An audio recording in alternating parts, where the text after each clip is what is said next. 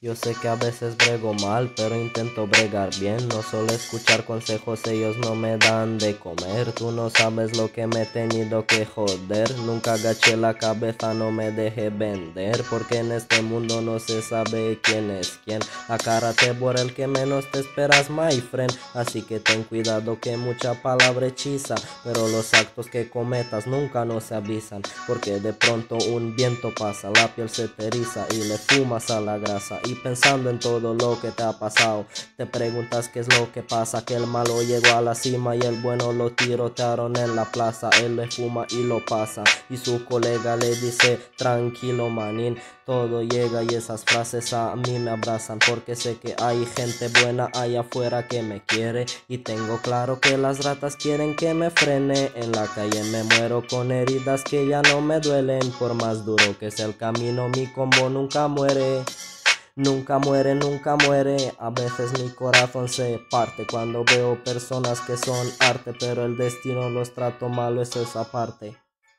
Ja.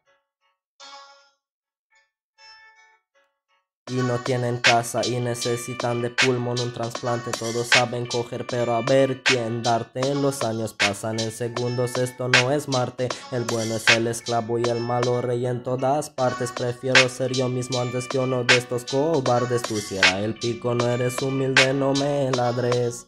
No me ladres, no me ladres, cabeza callejera y el corazón de los padres, porque yo sé que por dentro ardes. Cuando me ves ready por la calle me dicen no te tardes, y me traicionaré hasta el 13 martes.